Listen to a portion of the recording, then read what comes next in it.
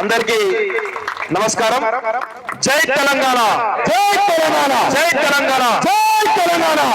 దాదాపు 40-45 డిగ్రీల ఉష్ణోగ్రత, చాలా విపరీతమైనటువంటి ఎండలు కొడుతున్నటువంటి ఇలాంటి పరిస్థితుల్లో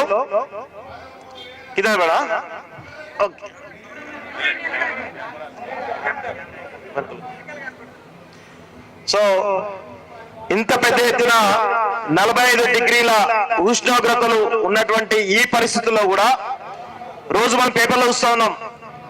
కరీంనగర్ జిల్లాలో 10 మంది, వరంగల్ జిల్లాలో 15 మంది, ఖమ్మం జిల్లాలో 20 మంది ఈ యొక్క వడగాళ్ల దెబ్బకు చనిపోతుందని చెప్పేసి గత వారం 10 రోజులుగా మనందరం కూడా పేపర్లో చూస్తా ఉన్నాం. ఇంతటి ఎండలు ఉన్నటువంటి ఈ తరుణంలో కూడా ఇలాంటి విపత్కరమైన పరిస్థితుల్లో కూడా దాదాపు వేలాది మందిగా మీరందరూ కూడా ఎక్కడి నుంచో ఆదిలాబాద్ నుంచి మొదలు పెట్టుకుంటే మహబూబ్నగర్ వరకు, ఖమ్మం నుంచి మొదలు పెట్టుకుంటే నిజామాబాద్ వరకు ఎక్కడెక్కడి నుంచో తరలి ఇక్కడికి రావడం జరిగింది. దీన్ని బట్టి ఇంత స్ఫూర్తితో మీరు ఇక్కడికి వస్తున్నారంటే మీ ప్రాబ్లం, మీ యొక్క సమస్య ఎంత తీవ్రంగా ఉందో మనందరికి కూడా అర్థమవుతా ఉంది. గతంలో 2014లో కేసీఆర్ ప్రభుత్వం నుంచి మొదలు పెట్టుకుంటే 2023 డిసెంబర్లో రేవంత్ రెడ్డి ప్రభుత్వం వచ్చినప్పుడు కూడా అనేక సమస్యలు తెలంగాణ సమాజంలో ఈరోజు వెంటాడుతూ ఉన్నాయి. మేము ప్రతిసారి కూడా అవుట్ సోర్సింగ్ ఉద్యోగులకు సంబంధించిన సమస్యలు అనేక రకాలుగా మేము ప్రస్తావిస్తా ఉన్నాం. ఇంతవరకు గత కేసీఆర్ ప్రభుత్వంలో ఏ విధంగా అవుట్ సోర్సింగ్ ఉద్యోగులు ఎన్ని రకాల ఇబ్బందులు పడ్డారు అందరం కూడా చూస్తాం. అదే విధంగా ఇప్పుడు అదే ధోరణితోటి రేవంత్ రెడ్డి ప్రభుత్వం కూడా ఈ యొక్క అవుట్ సోర్సింగ్ ఉద్యోగుల యొక్క సమస్యలు అలానే కొనసాగుతున్నాయి. ఎందుకు నేను చెప్తున్నాను అంటే 2024లో అవుట్ సోర్సింగ్ ఉద్యోగులకు సంబంధించిన ఒక మీటింగ్ పెట్టినప్పుడు 2,50,000 సంబంధించిన ఉద్యోగులు ఉందని చెప్పేసి ఒక లెక్క తేలింది. కానీ దాని తర్వాత ఈ ప్రభుత్వం IMFS పోర్టల్లో అవుట్ సోర్స్ ఉద్యోగులు లెక్క తేల్చాలని చెప్పేసి ఒక ప్రతిపాదన పెడితే 5 లక్షల మంది ఉద్యోగులు తేలిండ్రు. దానిలో విచిత్రాతి విచిత్ర విషయం ఏంటంటే ఒక IAS ఆఫీసర్ దగ్గర కావచ్చు, లేకపోతే ఒక IPS ఆఫీసర్ దగ్గర కావచ్చు, లేకపోతే ఇక్కడ ఎవరైతే డిపార్ట్మెంట్ HOD డిపార్ట్మెంట్స్ ఎవరైతే ఉంటారో వాళ్ళందరి దగ్గర కూడా ఉన్నటువంటి కొంతమంది అవుట్ సోర్స్ ఉద్యోగులు లెక్క తేలలే. ఒక్కొక్కరి HOD దగ్గర, ఒక్కొక్కరి ప్రిన్సిపల్ సెక్రటరీ దగ్గర అన్అఫీషియల్ గా 5 నుంచి 10 మంది తమ ఇంట్లో పనిచేయడానికి పెట్టుకున్నారు. అంటే అవన్నీ జీతాలు ఎక్కడి నుంచి వస్తున్నాయంటే ఈ యొక్క అవుట్ సోర్సింగ్ ఏజెన్సీల నుంచి వస్తుందని చెప్పేసి తేలింది. అట్లా ఎంతమంది ఉద్యోగులు అంటే దాదాపు 80,000 నుంచి 1,00,000 మంది ఉద్యోగులు అట్లా ఉన్నారని చెప్పేసి తేలింది. ఎందుకు నేను చెప్తున్న విషయం అంటే ఇప్పుడు మీరందరూ కూడా 6,500 మంది రాష్ట్ర వ్యాప్తంగా లైసెన్స్ ల్యాండ్ సర్వేయర్ గా రిక్రూట్ అయ్యారు మీరందరూ కూడా. ఇప్పుడు మీరు 6,500 మంది ఇంటూ 25,000, 30,000 జీతం వేసుకుంటే 15 కోట్ల నుంచి 20 కోట్ల రూపాయలు అవుతాయి నెలకు అనుకుందాం. ఇలాంటి ఇప్పుడు అవుట్ సోర్సింగ్ ఉద్యోగుల్లో 80,000 నుంచి 1,00,000 మంది కేవలం ఈ యొక్క IAS ఆఫీసర్ల దగ్గర, లేకపోతే IPS ఆఫీసర్ల దగ్గర, HODల దగ్గర కేవలం తమ యొక్క వ్యక్తిగత పనుల కోసం నియమింపేట ఉద్యోగులు ఉన్నారు. 20,000, 25,000 తీసుకున్న ఉన్నారు. మరి వాళ్ళని తీసివేసి మిమ్మల్ని కనుక మీకు కనుక శాలరీ ఇస్తే బాగుంటది కదా, అర్థమైంది కదా నేను చెప్పింది క్లియర్ గా. సో అదేవిధంగా మిమ్మల్ని అందరినీ కూడా లైసెన్స్ సర్వేయర్లుగా నియమించుకుంటామని చెప్పేసి రాష్ట్ర ప్రభుత్వం దాదాపు 10,000 మంది అప్లికేషన్లు వస్తే దానిలో 6,500 మంది రిక్రూట్ చేసుకున్నది. ఆ నోటిఫికేషన్ ఏం చెప్పింది క్లియర్ గా, ఆ ఎగ్జామ్ రాసి అవన్నీ కూడా ఉన్నాయి కదా, క్లియర్ గా మెన్షన్ చేసింది 30,000 రూపాయల వరకు మీరు సంపాదించుకునేటువంటి వెసులుబాటు ఉంటుంది అని చెప్పేసి క్లియర్ గా నోటిఫికేషన్ ఉన్నది. మరి మీరు రిక్రూట్ అయినప్పుడు ఇదే రోజు మే 26, 2025 రోజున మీరందరూ కూడా రిక్రూట్ అయ్యారు. 2 నెలల్లో 3 నెలల్లో ట్రైనింగ్ అయిపోయింది. దాదాపు ఈ రోజుకు సంవత్సరం గడుస్తూ ఉంది మీరు రిక్రూట్ అయిపోయి. సంవత్సరం గడిచిన తర్వాత కూడా ఇంతవరకు మీకు సరైనటువంటి పని లేదు, సరైనటువంటి వేతనం లేదు, కనీసం పని ఉంటే ఏమన్నా సంపాదించుకోవచ్చు అంటే ఆ పని కూడా లేదు. లేదంటే 500 ఎకరాలు ఆ సర్వే చేస్తే మీకు ఎకరానికి 50 రూపాయలు ఇస్తామని చెప్పేసి చెప్పినటువంటి విషయం కూడా ఇంతవరకు ఒక అడుగు కూడా ముందుకు పడలేదు. సంవత్సర కాలం పాటుగా మీరందరూ కూడా వస్తాయి 30,000 రూపాయలు వస్తాయో, 20,000 రూపాయలు వస్తాయో, లేకపోతే ఇంకెక్కువ వస్తాయో మరి ఒక ఆశతోటి ఎదురు చూస్తూ మీ ఇంట్లో వాళ్ళ మీ కుటుంబ సభ్యులకు సంబంధించినటువంటి అవసరాలను తీర్చలేక ఎన్ని రకాల ఇబ్బందులు పడుతున్నారో చాలా స్పష్టంగా అర్థమవుతుంది. ఎందుకు అంటే మీరందరూ కూడా నాకు తెలిసి లైసెన్స్ ల్యాండ్ సర్వేర్ అంటే మినిమం డిగ్రీ ఉంటుంది. ఇప్పుడున్నటువంటి పరిస్థితుల్లో బీటెక్లు, ఎంటెక్లు, ఎంఎస్సీలు, పీజీలు యూనివర్సిటీలు చేసే వాళ్ళు చాలా మంది కూడా ఇందులో ఉన్నారు. ఈ 6500 మందిలో పీజీలు చేసే వాళ్ళే, బీటెక్ చేసే వాళ్ళే చాలా పెద్ద ఎత్తున ఉన్నారు. దాదాపు 70-80% బీటెక్ చేసే వాళ్ళు ఉన్నారు. ఇలాంటి వాళ్ళు ఈ నోటిఫికేషన్ కంటే ముందు ఏ టీచర్లు గానో లేకపోతే అసిస్టెంట్ ప్రొఫెసర్లు గానో లేకపోతే రకరకాల పనులు చేసుకుంటూ నెలకు 30,000 40,000 సంపాదించుకుంటూ తమ కుటుంబాన్ని పోషించుకున్న వాళ్ళు చాలా మంది 90% వాళ్ళు ఉన్నారు. ఈరోజు నోటిఫికేషన్ వచ్చింది, సరే కదా మనకు ల్యాండ్ సర్వేర్ కదా, మన స్థానికంగా ఉండొచ్చు కదా అనుకొని ఎంతో కొంత లోకల్లో ఉంటే 30,000 40,000 జీతం వస్తాయి కదా, కుటుంబాన్ని గడపొచ్చు కదా అనేటువంటి కారణాలతోటో లేకపోతే ఒక చిన్న ఆశతోటో మీరందరూ కూడా మీ యొక్క ఉపాధి మీరు ఏదైతే చేస్తున్నారో teacher job, private teacher job లేకపోతే రకరకాల జాబ్లు చేస్తున్నారో వాటిని వదిలిపెట్టి ఈ ల్యాండ్ సర్వే కదా గవర్నమెంట్ రిక్రూట్ చేస్తుంది కదా అన్నట్టు ఒక ఆశతోటి మీరు ఆ ఉపాధిని వదిలేసి దాదాపు సంవత్సర కాలం పాటుగా మీ కుటుంబాన్ని పోషించుకోలేక ఇక్కడికి వచ్చి ఈరోజు పనిచేస్తా ఉన్నారు. కానీ పని లేదు, వేతనం లేదు, గౌరవ వృత్తి లేదు.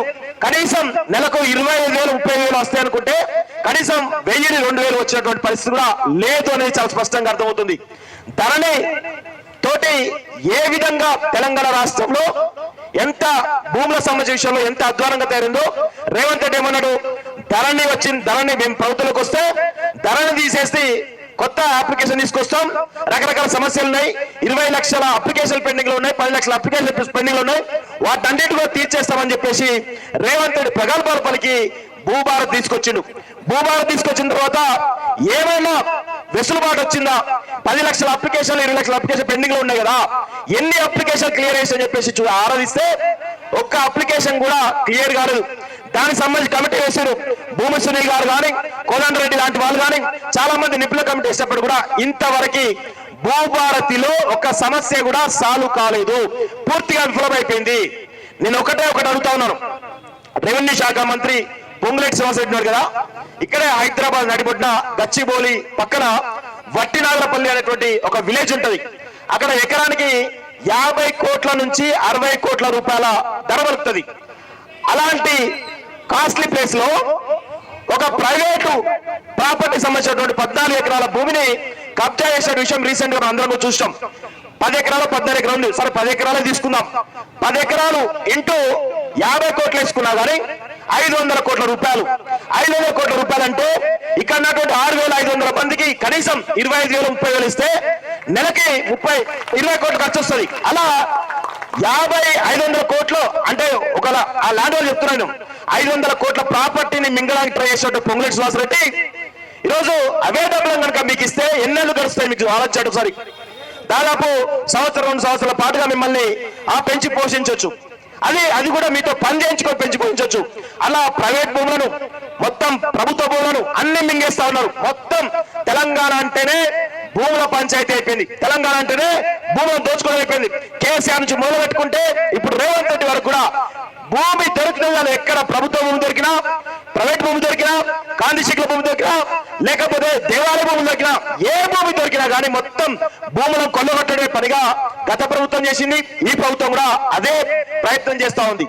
ఎంత విచిత్రం అంటే గత ప్రభుత్వాల కంటే ఈ ప్రభుత్వంలో చాలా చాలా దుర్మార్గంగా మొత్తం భూములన్నిటి కూడా కొల్లగొట్టేసి ధరని తీసేసి భూవార్త వచ్చిన తర్వాత మొత్తం రికార్డులు మారుస్తామని చెప్పేసి ఎక్కడ ఏ ప్రాపర్టీ దొరికితే ఆ ప్రాపర్టీని నిట్ట నిలువున దోచుకుంటాడు. విషయం చూస్తా ఉన్నాం. ఏమైనా అంటేనేమో మేము ఢిల్లీకి పైసలు ఇవ్వాలి, రాహుల్ గాంధీ కమిషన్లు ఇవ్వాలి, మాకు ఇక్కడ కమిషన్లు ఇవ్వాలి, పార్టీ పెట్టాలి, కేరళ ఎన్నికల్లో పెట్టాలి, అస్సాం ఎన్నికల్లో పెట్టాలి, వెస్ట్ బెంగాల్ ఎన్నికల్లో పెట్టాలి, ఇవన్నీ సాకులు చెప్తా ఉన్నారు ఇంటర్నల్ గా.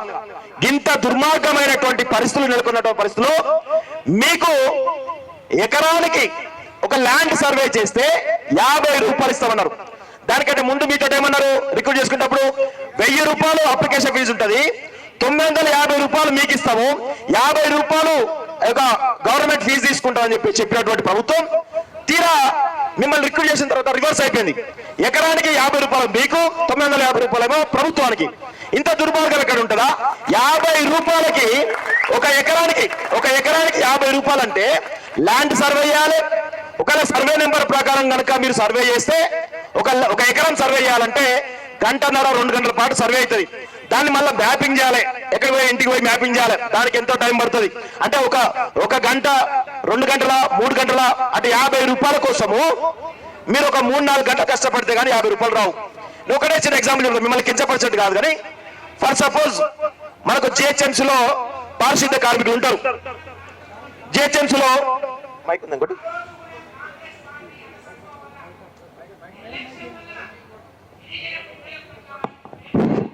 జిహెచ్ఎంసీలో పారిశుద్ధ కార్మికులు ఉంటారు. ఫర్ ఎగ్జాంపుల్ చెప్తున్నాం, పారిశుద్ధ కార్మికులు చెత్త ఎత్తుకొని పోతే ఎవరో నాలాంటోడు లేకపోతే అన్నలాంటోళ్ళు ఎవరో ఒకరు వాళ్ళకు 50 రూపాయలు ఇస్తారు. ఎగ్జాంపుల్ చెప్తాను, చెత్త ఎత్తుకొని పోతే. నేను మిమ్మల్ని కించపరిచేది కాదు అని చెప్తున్నాను క్లియర్ గా. అంటే పారిశుద్ధ్య కార్మికుల యొక్క జీవితాల కంటే దుర్భరమైనటువంటి జీవితాలు ఈరోజు మీరున్నాయి. ఈరోజు అడ్డా మీద కూలి, మీరు గమనించండి, అడ్డా మీద కూలి ఒక రోజు కనుక మగవాళ్ళైతే 1000-1200, ఆడవాళ్ళైతే 800-900 రూపాయలు వస్తున్నాయి. అంతకంటే దుర్భరమైనటువంటి జీవితాలు ఈరోజు మీ ఉన్నాయంటే పరిస్థితి ఏ విధంగా ఉందో అర్థం చేసుకోవాల్సిన అవసరం అయితే ఉంది. సో నేను ఒకటే అడుగుతా ఉన్నాను, ఈ ప్రభుత్వాన్ని, రేవంత్ రెడ్డి ప్రభుత్వాన్ని ఒకటే స్పష్టంగా అడుగుతున్నాను. మీరు ప్రభుత్వ నోటిఫికేషన్ ప్రకారం ఈ యొక్క 6500 మందిని రిక్రూట్ చేశారు కదా, మరి 6500 మందికి నెలకు 30,000 రూపాయలు వస్తాయని చెప్పేసి అంటే ఆశతోటి వాళ్ళందరూ తమ యొక్క ఉపాధిని ఎంతో పక్కన పెట్టి ఈరోజు ల్యాండ్ సర్వేలుగా, లైసెన్స్ ల్యాండ్ సర్వేలుగా నియమింపబడ్డారు కదా. మరి వీరికి ఉపాధి కల్పిస్తారా, మరి గౌరవ వృద్ధి ఇస్తారా, ఏదో ఒకటి తేల్చాల్సిన అవసరం అయితే ఉంది. దాదాపు 6,500 కుటుంబాలంటే దాదాపు 30-40 వేల మంది, ఒక కుటుంబంలో 4 వేసుకున్నా కానీ 30-40 వేల మంది అవుతారు. ఇంతమంది బతుకులను రోడ్ల పాలు చేస్తా ఉంటే ఈరోజు ఖచ్చితంగా మనందరం కూడా అడగాల్సినటువంటి అవసరం ఉందని చెప్పి చాలా స్పష్టంగా చెప్తూ, రేవంత్ రెడ్డి ప్రభుత్వం ఖచ్చితంగా ఈ యొక్క 6,500 మంది కుటుంబాలను ఆదుకోవాలి. వీళ్ళు న్యాయమైన డిమాండ్ అడుగుతా ఉన్నారు. మీరు పని చేయించుకోండి, ఎంత పని కావాలో అంత పని చేయించుకోండి, కానీ వాళ్ళకు నెలకు 25,000, 30,000 ఎంత అడుగుతున్నారో ఆ యొక్క డబ్బును చెల్లించే విధంగా, గౌరవ వేతనం ఇచ్చే విధంగా మీ యొక్క ప్రయత్నాలు ఉన్నాయని చెప్పేసి కూడా స్పష్టంగా కోరుతూ, మీకు ఆరోగ్య వృత్తి కావచ్చు లేకపోతే ఉద్యోగ భద్రత వచ్చే విధంగా ఒక అంశాన్ని ప్రభుత్వం తీసుకొని ఖచ్చితంగా వీళ్ళందరూ కూడా తోడ్పాటు కల్పించే కూడా కోరుతాను. ఈ అవకాశం ఇచ్చే మీ అందరూ కూడా ధన్యవాదాలు తెలియజేస్తున్నాం. తెలుగు రఘు జర్నలిస్ట్ గారికి స్వాగతం.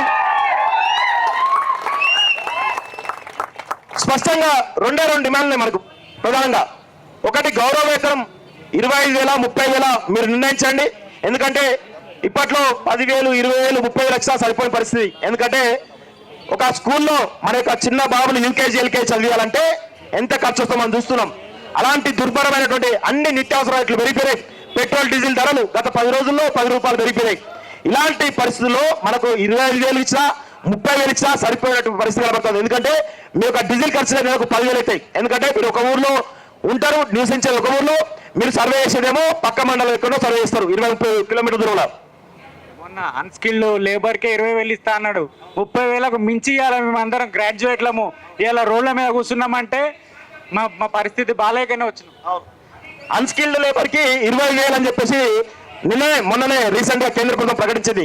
అలాంటి తరుణంలో వీళ్ళు స్కిల్డ్, మొత్తం ట్రైన్ అయినటువంటి స్కిల్డ్ సంబంధించినటువంటి ల్యాండ్ సర్వే కాబట్టి వీళ్ళు ఖచ్చితంగా 30,000 రూపాయలకు పైగానే వృత్తి రావాల్సినటువంటి అవసరం ఉంటుంది. సో ఇవన్నీ కూడా డిమాండ్స్ ఉన్నాయి. ఖచ్చితంగా ఉద్యోగ భద్రత కావచ్చు, లేకపోతే ఆరోగ్య భద్రత కావచ్చు, లేకపోతే ఈ ఏదైతే గౌరవ వేతనం ఏదైతుందో 30,000 రూపాయలు ఇవ్వాల్సినటువంటి ఆవశ్యకత ప్రభుత్వం మీద ఉంది. దీన్ని మానవతా కోణంలో ప్రభుత్వం ఆలోచించి నిర్ణయం తీసుకోవాలని చెప్పేసి కూడా కోరుతూ ఈ అవకాశం మీ అందరూ కూడా ధన్యవాదాలు తెలుస్తూ, జై తెలంగాణ.